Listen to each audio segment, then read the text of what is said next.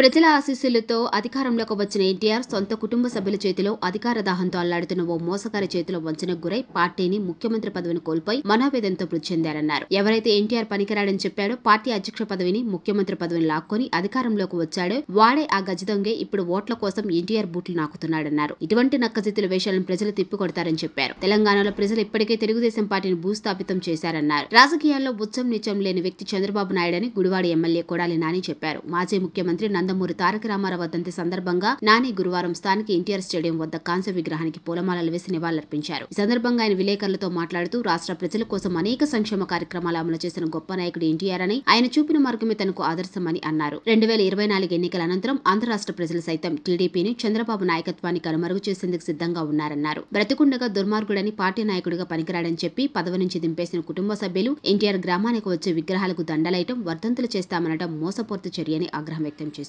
చంద్రబాబు రా కదలిరాని జనంలోకి వస్తుంటే రాజమండ్రి సెంట్రల్ జైల్ ఆయన్ని రా కదలిరాని పిలుస్తుందని కొడాలి నాని వ్యాఖ్యానించారు. కన్ను పనిచేయటం లేదు, కిడ్నీ పనిచేయటం లేదు, ఇంకా ఏదో పనిచేయటం లేదంటూ జిత్తులు మరి నక్కల తప్పించుకుంటున్న 420 గాడిని రాజమండ్రి సెంట్రల్ జైలు కదిలి రమ్మని పిలుస్తుందని, ఆయన త్వరలోనే జైలుకు వెళ్లడం ఖాయమని అన్నారు. త్వరగా జైలుకు వెళ్ళు అని సుప్రీంకోర్టు బాబును ఆదేశించిందన్నారు. ఎన్టీఆర్ వారసులమని కుటుంబ సభ్యులు చెప్పుకుంటుంటే ప్రజలు మాత్రం జూనియర్ ఎన్టీఆర్ నే ఆయనకు నిజమైన వారసుడిగా గుర్తిస్తున్నారని నాని చెప్పారు. ఫ్లెక్సీల తొలగింపు కుటుంబ సభ్యుల నీచమైన బుద్ధిని తెలియజేసింది తప్ప జూనియర్ ఎన్టీఆర్ కు జరిగే నష్టం ఏమీ లేదన్నారు. తన అల్లుడు పప్పుగాడిని పైకి లేపేందుకు బాలకృష్ణ ఇటువంటి నీచమైన కార్యాలకు తెరలేపారన్నారు. బాలకృష్ణ, చంద్రబాబు లాంటి వారు వందల మంది వచ్చిన జూనియర్ ఎన్టీఆర్ కు ఊడేదేం లేదన్నారు. చంద్రబాబు ఇంతకు ముందు కూడా తనకు డిపాజిట్ రాకుండా చేస్తానంటూ వీరంగం వేశారని, కానీ తాను 4 సార్లు శాసనసభ్యునిగా గెలిచానని తెలిపారు. గుడివాడలో తనపై పోటీ చేస్తున్న అభ్యర్థులు మారుతున్నారు తప్ప తన గెలుపులో ఏమాత్రం తేడా లేదన్నారు. వైఎస్ జగన్ అధికారంలో ఉండటం, ఆయన పాలన కొనసాగడం తనకు ముఖ్యమని, పదవులు ఈకతో సమానమని అన్నారు. ప్రతి పార్టీ గెలవాలనే లక్ష్యం ఉంటుందని, గెలిచే వారికి టికెట్లు ఇవ్వడం పార్టీ అధినేత ఆలోచన అని చెప్పారు. ఇవన్నీ సర్వసాధారణమని, వీటితో చంద్రబాబుకి ఏం పని అని ప్రశ్నించారు. 1978లో చంద్రగిరిలో గెలిచిన చంద్రబాబు ఆ తర్వాత ఓడిపోలేదా అని ప్రశ్నించారు. ఆయన సీఎం అయ్యాక జరిగిన